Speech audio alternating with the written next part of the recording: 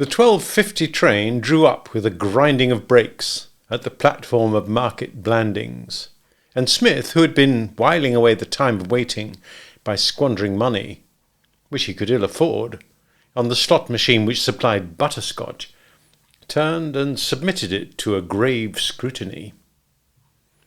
Eve Halliday got out of a third-class compartment. "Welcome to our village, Miss Halliday," said Smith, advancing. Eve regarded him with frank astonishment. "What are you doing here?" she asked. "Lord Emsworth was kind enough to suggest that, as we were such old friends, I should come down in the car and meet you." "Are we old friends?" "Surely. Have you forgotten all those happy days in London?" "There was only one." "True, but think how many meetings we crammed into it." "Are you staying at the castle?" "Yes, and what is more, I am the life and soul of the party. Have you anything in the shape of luggage?" "I nearly always take luggage when I'm going to stay a month or so in the country. It's at the back somewhere." "I will look after it. You'll find the car outside. If you care to go and sit in it, I will join you in a moment. And lest the time hangs heavy on your hands, take this. Butterscotch. Delicious. And so I understand, wholesome. I bought it specially for you." A few minutes later, having arranged for the trunk to be taken to the castle, Smith emerged from the station and found Eve drinking in the beauties of the town of Market Blandings. "What a delightful old place," she said as they drove off. "I almost wish that I lived here." "During the brief period of my stay at the castle," said Smith, "the same thought has occurred to me. It is the sort of place where one feels that one could gladly settle down into a peaceful retirement and grow a honey-coloured beard." He looked at her with solemn admiration. "Women are wonderful," he said. "And why, Mr. Bones, are women wonderful?" asked Eve. "I was thinking at the moment of your appearance. You have just stepped off the train after a 4-hour journey, and you're as fresh and blooming as, if I may coin a simile, a rose. How do you do it? When I arrived, I was deep in alluvial deposits, and have only just managed to scrape them off." "When did you arrive?" "On the evening of the day on which I met you. But it's so extraordinary that you should be here. I was wondering if I should ever see you again." Eve coloured a little and went on rather hurriedly. "It seems so strange that we should always be meeting like this." "Fate, probably," said Smith. "I hope it isn't going to spoil your visit." "Oh, no." "I could have done it with a trifle more emphasis on the last word," said Smith gently. "Forgive me for criticising your methods of voice production, but surely you can see how much better it would have sounded spoken thus." "Oh, no!" Eve laughed. "Very well, then," she said. "Oh, no!" "Much better," said Smith. "Much better." He began to see that it was going to be difficult to introduce a eulogy of the Hon. Freddie Threepwood into this conversation. "I'm very glad you're here," said Eve, resuming the talk after a slight pause, "because, as a matter of fact, I'm feeling just a least bit nervous." "Nervous? Why?" "This is my first visit to a place of this size." The car had turned in at the big stone gates, and they were bowling smoothly up the winding drive. Through an avenue of trees to the right, the great bulk of the castle had just appeared. Grey and imposing against the sky, the afternoon sun glittered on the lake beyond it. "Is everything very stately?" "Oh, not at all. We are very homely folk, we of Blandings Castle. We go about simple and unaffected, dropping gracious words all over the place. Lord Emsworth didn't overawe you, did he?" "Oh, he's a dear, and of course I know Freddie quite well." Smith nodded. If she knew Freddie quite well, there was naturally no need to talk about him. He did not talk about him, therefore. "Have you known Lord Emsworth long?" asked Eve. "I met him for the first time the day I met you." "Good gracious," Eve stared. "And he invited you to the castle?" Smith smoothed his waistcoat. Strange, I agree. One can only account for it, can one not, by supposing that I radiate some extraordinary attraction. Have you noticed it? No. No? Said Smith, surprised. Ah, well, he went on tolerantly, no doubt it will flash upon you quite unexpectedly, sooner or later, like a thunderbolt or something. I think you're terribly conceited. Not at all, said Smith. Conceited? No. Success has not spoiled me. Have you had any success? Oh, none whatever. The car stopped. We get down here, said Smith, opening the door. Here? Why? Because if we go up to the house, you will infallibly be pounced on and set to work by one Baxter. A delightful fellow, but a whale for toil. I propose to conduct you on a tour around the grounds, and then we will go for a row on the lake, and you will enjoy that. You seem to have mapped out my future for me. I have, said Smith, with emphasis, and in the monocled eye that met hers, Eve detected so beaming a glance of esteem and admiration that she retreated warily into herself and endeavoured to be frigid. I'm afraid I haven't time to wander about the grounds, she said aloofly. I must be going and seeing Mr. Baxter. Baxter, said Smith, is not one of the natural beauties of the place. Time enough to see him when you are compelled to. We are now in the southern pleasance of the West Home Park, or something. Note the refined way the deer are cropping the grass. All the ground on which we are now standing is of historic interest. Oliver Cromwell went through here in 1550. The record has since been lowered. I haven't time. Leaving the pleasance on our left, we proceed to the northern messuage. The dandelions were imported from Egypt by the 9th Earl. Well, anyhow, said Eve mutinously, I won't come on the lake. You will enjoy the lake, said Smith. The newts are of the famous old Blandings strain. They were introduced, together with the water beetles, in the reign of Queen Elizabeth. Lord Emsworth, of course, holds manorial rights over the mosquito swatting. Eve was a girl of high and haughty spirit, and as such strongly resented being appropriated and having her movements directed by one who, in spite of his specious claims, was almost a stranger. But somehow she found her companion's placid assumption of authority hard to resist. Almost meekly she accompanied him through meadow and shrubbery, over velvet lawns and past gleaming flower beds, and her indignation evaporated as her eyes absorbed the beauty of it all. She gave a little sigh. If Market Blandings had seemed a place in which one might dwell happily, Blandings Castle was a paradise. Before us now, said Smith, lies the celebrated yew alley, so called from the yews which hem it in. Speaking in my capacity of guide to the estate, I may say that when we have turned this next corner, you will see a most remarkable sight. And they did. Before them, as they passed in under the boughs of an aged tree, lay a green vista, faintly dappled with stray shafts of sunlight. In the middle of this vista, the Honourable Frederick Threepwood was embracing a young woman in the dress of a housemaid.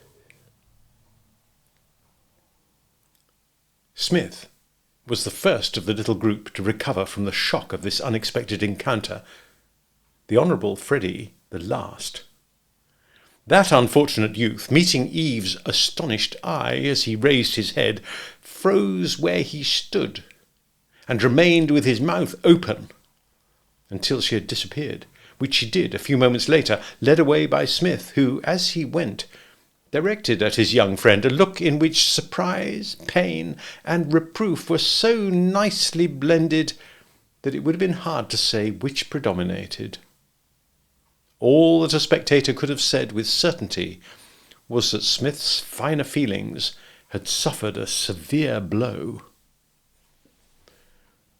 A painful scene, he remarked to Eve as he drew her away in the direction of the house. But we must always strive to be charitable. He may have been taking a fly out of her eye, or teaching her jiu-jitsu. He looked at her searchingly. You seem less revolted, he said, than one might have expected. This argues a sweet, shall we say, angelic disposition, and confirms my already high opinion of you. Thank you. Not at all. Mark you, said Smith, I don't think that this sort of thing is a hobby of Comrade Threepwood's. He probably has many other ways of passing his spare time. Remember that before you pass judgment upon him. Also, young blood and all that sort of thing. I haven't any intention of passing judgment upon him. It doesn't interest me what Mr. Threepwood does, either in his spare time or out of it. His interest in you, on the other hand, is vast. I forgot to tell you before, but he loves you. He asked me to mention it if the conversation happened to veer round in that direction. I know he does, said Eve ruefully. Does the fact not stir a chord in you? I think he's a nuisance. That, said Smith cordially, is the right spirit. I like to see it. Very well, then, we will discard the topic of Freddie, and I will try to find others that may interest, elevate, and amuse you. We are now approaching the main buildings. I am no expert in architecture, so cannot tell you all I could wish about the facade, but you can see there is a facade, and in my opinion, for what it is worth, a jolly good one. We approach by a sweeping gravel walk. I'm going in to report to Mr. Baxter, said Eve with decision. It's too absurd. I mustn't spend my time strolling about the grounds. I must see Mr. Baxter at once. Smith inclined his head courteously. Nothing easier. That big open window there is the library. Doubtless Comrade Baxter is somewhere inside, toiling away among the archives. Yes, but I can't announce myself by shouting to him. Assuredly not, said Smith. No need for that at all. Leave it to me. He stooped and picked up a large flower pot which stood under the terrace wall, and before Eve could intervene, had tossed it lightly through the open window. A muffled thud, followed by a sharp exclamation from within, caused a faint smile of gratification to illumine his solemn countenance. He is in. I thought he would be. Ah, Baxter, he said graciously, as the upper half of a body, surmounted by a spectacled face, framed itself suddenly in the window. A pleasant sunny afternoon. How is everything? The efficient Baxter struggled for utterance. You look like the blessed damozel gazing down from the gold bar of heaven, said Smith genially. Baxter, I want to introduce you to Miss Halliday. She arrived safely after a somewhat fatiguing journey. You will like Miss Halliday. If I had a library, I could not wish for a more courteous, obliging, and capable cataloguist. This striking and unsolicited testimonial made no appeal to the efficient Baxter. His mind seemed occupied with other matters. Did you throw that flower pot? He demanded coldly. You will no doubt, said Smith, wish on some later occasion to have a nice long talk with Miss Halliday in order to give her an outline of her duties. I have been showing her the grounds, and about to take her for a row on the lake. But after that she will, and I know I may speak for Miss Halliday in this matter, be entirely at your disposal.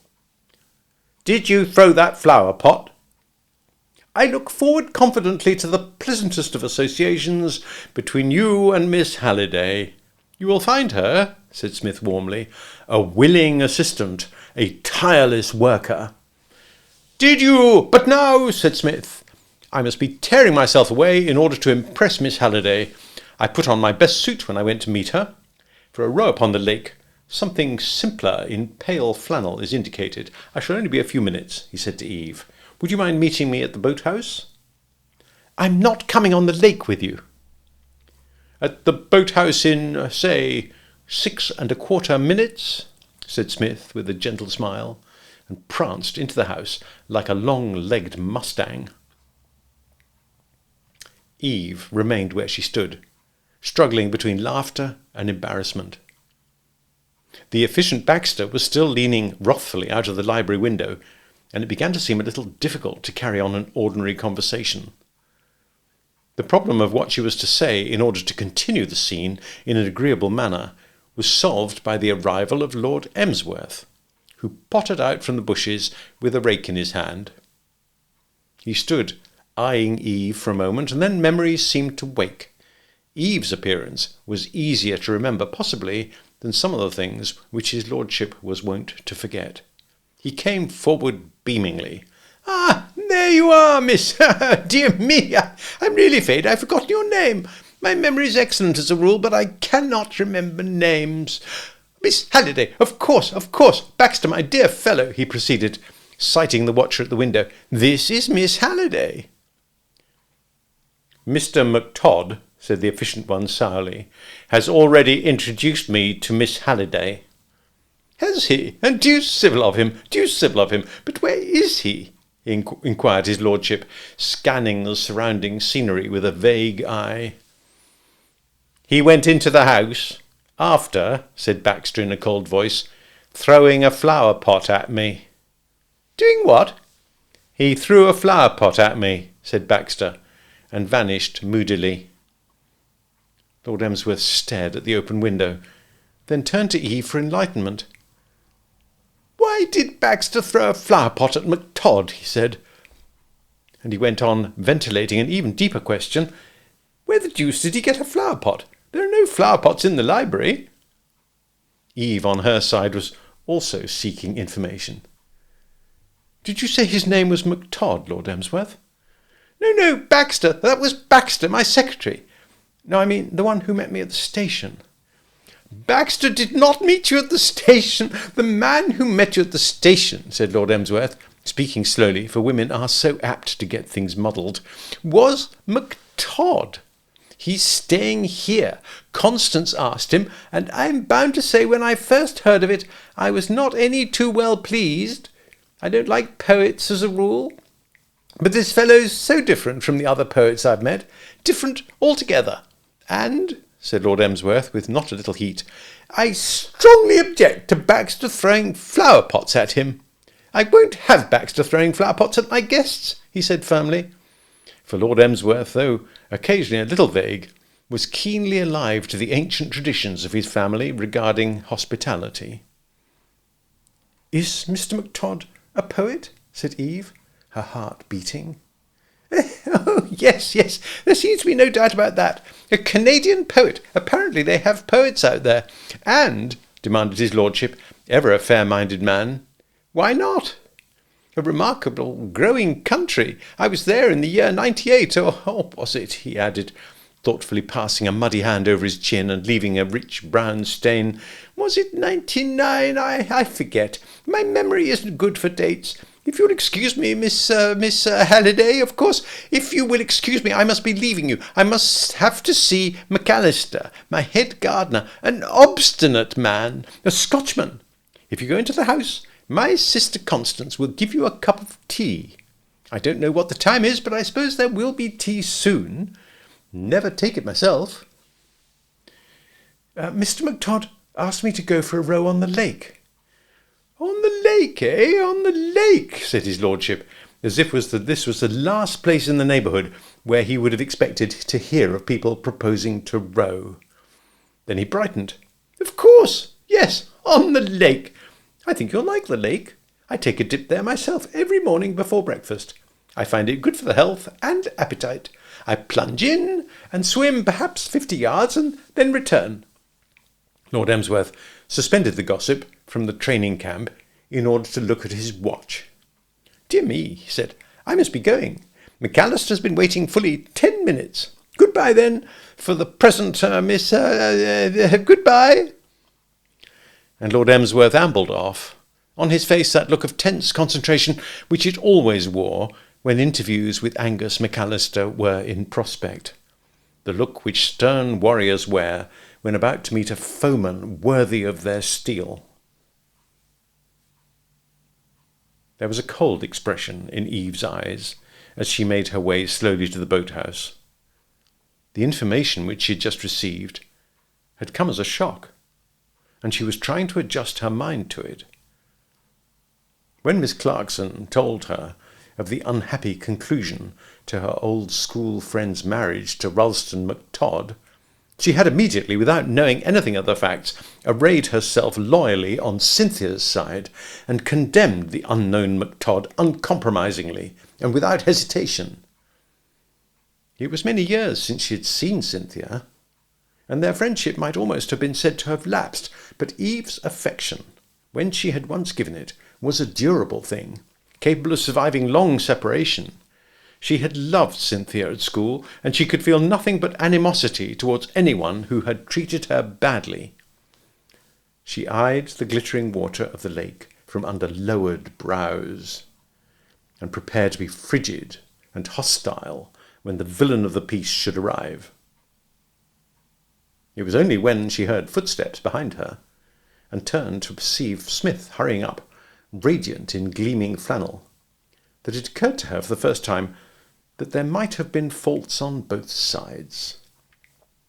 She had not known Psmith long, it was true, but already his personality had made a somewhat deep impression on her, and she was loath to believe that he could be the callous scoundrel of her imagination.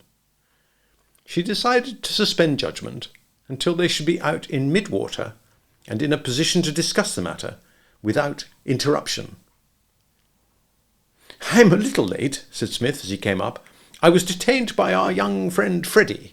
He came into my room and started talking about himself at the very moment when I was tying my tie and needed every ounce of concentration for that delicate task. The recent painful episode appeared to be weighing on his mind to some extent." He helped Eve into the boat and started to row. "I consoled him as best I could by telling him that it would probably have made you think all the more highly of him. I ventured the suggestion that girls worship the strong, rough, dashing type of man. And after I'd done my best to convince him that he was a strong, rough, dashing man, I came away. By now, of course, he may have had a relapse into despair, so if you happen to see a body bobbing about in the water as we row along, it will probably be Freddie's." "Never mind about Freddie." I don't if you don't," said Smith agreeably. "Very well, then, if we see a body, we will ignore it." He rowed on a few strokes. "Correct me if I'm wrong," he said, resting on his oars and leaning forward, "but you appear to be brooding about something. If you will give me a clue, I will endeavour to assist you to grapple with any little problem which is troubling you. What is the matter?" Eve, questioned thus directly, found it difficult to open the subject. She hesitated for a moment, and let the water ripple through her fingers. "I have only just found out your name, Mr. MacTodd," she said at length. Smith nodded. "It is always thus," he said. "Passing through this life, we meet a fellow mortal, chat a while and part, and the last thing we think of doing is to ask him in a manly and direct way what his label is. There's something oddly furtive and shamefaced in one's attitude towards people's names. It is as if we shrank from probing some hideous secret. We say to ourselves, 'This pleasant stranger may be a Snooks or a Buggins. Better not inquire.' But in my case, it was a great shock to me." "Now there," said Smith, "I cannot follow you. I wouldn't call MacTodd a bad name, as names go. Don't you think there's a sort of Highland strength about it? Sounds to me like something out of The Lady of the Lake or The Lady of the Last Minstrel. The stag at eve had drunk its fill adoon the glen beyant the hill, and welcomed with a friendly nod old Scotland's pride, young Laird MacTodd. You don't think it has a sort of wild romantic ring?" "I ought to tell you, Mr. MacTodd," said Eve, "that I was at school with Cynthia." Smith was not a young man who often found himself at a loss, but this remark gave him a bewildered feeling such as comes in dreams. It was plain to him that this delightful girl thought she had said something serious, even impressive. But for the moment it did not seem to him to make sense. He sparred warily for time. "Indeed, with Cynthia? That must have been jolly." The harmless observation appeared to have the worst effect upon his companion. The frown came back to her face. "Oh, don't speak in that flippant, sneering way," she said. "It's so cheap." Smith, having nothing to say, remained silent, and the boat drifted on. Eve's face was delicately pink, for she was feeling extraordinarily embarrassed. There was something in the solemn gaze of the man before her which made it difficult for her to go on. But, with the stout-heartedness which was one of her characteristics, she stuck to her task. "After all," she said, "however you may feel about her now, you must have been fond of poor Cynthia at one time, or I don't see why you should have married her." Smith, for want of conversation, had begun rowing again. The start he gave at these remarkable words caused him to skim the surface of the water with the left oar in such a manner as to send a liberal pint into Eve's lap. He started forward with apologies. "Oh, never mind about that," said Eve impatiently. "It doesn't matter, Mr. McTodd," she said, and there was a note of gentleness in her voice. "I do wish you would tell me what the trouble was." Smith stared at the floor of the boat in silence. He was wrestling with a feeling of injury. True, he had not, during their brief conversation at the Senior Conservative Club, specifically inquired of Mr. McTodd whether he was a bachelor, but somehow he felt that the man should have dropped some hint as to his married state. True again, Mr. McTodd had not asked him to impersonate him at Blandings Castle, and yet, undeniably, he felt that he had a grievance. Smith's was an orderly mind. He had proposed to continue the pleasant relations which had begun between Eve and himself, seeing to it that every day they became a little pleasanter, until eventually, in due season, they should reach the point where it would become possible to lay a heart and hand at her feet. For there was no doubt in his mind that in a world congested to overflowing with girls, Eve Halliday stood entirely alone. And now this infernal Cynthia had risen from nowhere to stand between them. Even a young man as liberally endowed with calm assurance as he was might find it awkward to conduct his wooing with such a handicap as a wife in the background. Eve misinterpreted his silence. "I suppose you're thinking that it's no business of mine." Smith came out of his thoughts with a start. No, not at all. "You see, I'm devoted to Cynthia, and I like you." She smiled for the first time. Her embarrassment was passing. "That's the whole point," she said. "I do like you, and I'm quite sure that you were really the sort of man I thought you were when I first heard about all this. I shouldn't like you.